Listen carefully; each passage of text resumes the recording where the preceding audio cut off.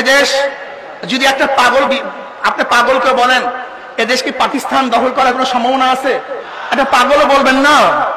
যখন তাদের ক্ষমতা ছিল তখনই তারা থাকতে পারে নাই, আবার নতুন ভাবে দখল করার প্রশ্নই আসে না, একটা পাগলও বলবে। কি কথা ঠিক না? এদের সাগর দখল করার কোনো, যেহেতু আমাদের অন্যদিকে আছে দক্ষিণ দিকে সাগর, আর সাগরে দেশ দখল করার কোনো সম্ভাবনা নাই। হ্যাঁ, তিন দিকে যে আমার রাম বাবুরা আছেন তারাই দেশটাকে দখল করতে পারে। কথা ঠিক না? কাজে এর জন্য নতুন ভাবে পতাকা নিয়ে আবার নাড়াচাড়া শুরু হয়েছে। স্পষ্ট ভাষায় বলে যেতে চাই, যদি আমার এই লাল সবুজ গোলাপি এই লাল সবুজ পতাকার উপরে কার্যর নজর পড়ে, এই পতাকাকে ধ্বংস করার জন্য কেউ চক্রান্ত করে, তার চক্রকে উপড়ে ফেলা হবে। যদি পতাকাকে আঘাত করে তার হাতকে ভেঙে ফেলা হবে ইনশাআল্লাহ। আমরা জানি দ্বিতীয়বার কাদের সাথে আমাদের যুদ্ধ হবে, কাদের সাথে যুদ্ধ করতে হবে আমরা তা জানি, এবং সেইভাবে আমরা প্রস্তুতি গ্রহণ করছি। অথচ সেনারা বলবে, আমাদের দেশের পুলিশরা বলবে, প্রশাসন বলবে, না ভারতের এতগুলি অস্ত্র আছে, এত সৈন্য আছে, এত কামান আছে, তাদের সাথে যুদ্ধ করে আমাদের টিকে থাকার কোনো সুযোগ নাই, কোনো যুক্তিকতা নাই। আমরা বলবো ওদের কামান আছে, ওদের বিমান আছে, ওদের রাইফেল আছে, ওদের সৈনিক আছে, ওদের মধ্যে ঈমান নাই, লা ইলাহা ইল্লাল্লাহ হুঙ্কার ওদের মধ্যে নাই। হযরত শাহ জালাল ইয়ামানী রাহমাতুল্লাহ আলাইহি যে আল্লাহু আকবারের ধ্বনি দিয়ে গোটা কবিদের তত্ত্বস্থান ধ্বংস হয়ে ফেলছেন, আমি বিশ্বাস করি আল্লাহ যদি হুঙ্কার দিতে পারি দিল্লি সমস্ত তত্ত্বস্থান হয়ে যাবে ইনশাআল্লাহ। ভাইরা আমার, আপনারা জানেন না সুলতান মোহাম্মদ গজনবী রহমতুল্লাহ ইতিহাসকে আপনাদের জানা নাই?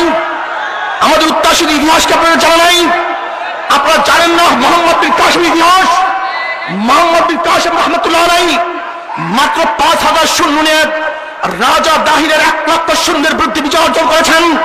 সুলতান মোহাম্মদ গজনবী রহমতুল্লাহ আলাইহি ওই সমস্ত কান্তার মধ্যে পাড়ি দিয়ে সম্রাটপত্তি দখল করেছেন।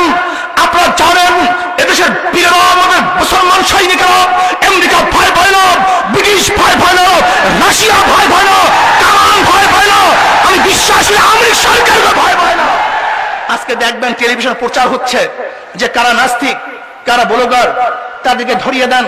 আমি প্রাইম মিনিস্টারকে বলবো, আপনার বিরুদ্ধে যারা কটূক্তি করেছিল, শেখ সাহেবের বিরুদ্ধে যারা কটূক্তি করেছিল, আপনি তো টেলিভিশনে এই প্রচার করেন নাই যে শেখ সাহেবের বিরুদ্ধে, প্রাইম মিনিস্টারের বিরুদ্ধে যারা কটূক্তি করেছে তাদেরকে ধরিয়ে দেন, তাদেরকে আইনের আওতায় আনতে হবে। যদি আপনার বিরুদ্ধে কটূক্তিকারীদেরকে ধরিয়ে দেওয়ার জন্য প্রচারের প্রয়োজন হয় নাই, আপনার সিআইডি ডিআইবি যথেষ্ট হয়। আল্লাহ এবং আল্লাহ রাসূলের বিরুদ্ধে কটূক্তিকারীদেরকে ধরার জন্য কেন আজকে প্রচারের দরকার আছে? আপনার সিআইডি ডিআইবি সব অপদার্থ, তাদের যোগ্যতা নাই, তাদের যোগ্যতা নাই। কি শিক্ষা দিয়েছেন আজকে গণপ্রজাতন্ত্রী বাংলাদেশ সরকার? আমাদের টাকা দিয়ে আপনাদের কাদেরকে প্রশিক্ষণ দিচ্ছেন? কেমন সিআইডি করছেন, কেমন ডিআইডি করছেন? যদি আমাদের বাংলাদেশের জনগণের টাকা বৃদ্ধা হয়ে থাকে তাহলে এই সমস্ত প্রশাসক আমাদের দরকার নাই, দরকার নাই সরকারের। আমরা একটা আন্দোলন করতে চাই, বিপ্লব করতে চাই, আমরা সরকার গঠন করবো ইনশাআল্লাহ। ভাইরা আমার, আসুন।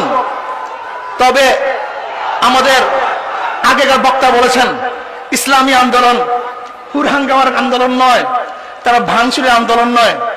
কিন্তু আমাদের দেশীয় ভাষায়, গ্রাম্য ভাষায় একটা কথা আছে, যেই ছেলেটা চুপচাপ থাকে হঠাৎ গরম হয়ে গেলে তার কিন্তু ক্ষিপ্রতা অনেক বেড়ে যায়। কি বলা ঠিক না? স্পষ্ট ভাষা বলতে চাই, চুপচাপ আসি, থাকার সুযোগ করে দেন, দাবি দাওয়া মেনে নেন।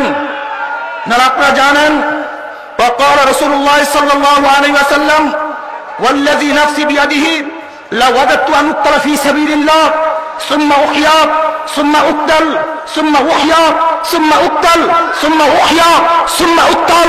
আপনারা জানেন আজকে যদি ওই একজন ব্যক্তিকে কেন্দ্র করে মানুষ জীবন দিতে পারে, রক্ত দিতে পারে, তাহলে ইসলামকে রক্ষা করার জন্য, এই দেশকে রক্ষা করার জন্য, মানুষের অধিকারকে বাস্তবায়ন করার জন্য, আমার গরিব নিরীহ মানুষের অধিকারকে বাস্তবায়ন করার জন্য, আমার মা বোনের ইজ্জতকে রক্ষা করার জন্য, এদেশের মসজিদ মাদ্রাসাকে রক্ষা করার জন্য আমরা জীবন দেব, রক্ত দেব, শহীদ হব, ঘরে ফিরব না ইনশাআল্লাহ। আজ আসুন, আমাদের উপরে যেই কর্মসূচি দেওয়া হবে সেই কর্মসূচি যথাযথ আমরা পালন করব। আল্লাহ পাক আমাকে, আমাদের সবাইকে ইসলাম ইসলামী আন্দোলনের কর্মসূচিকে বাস্তব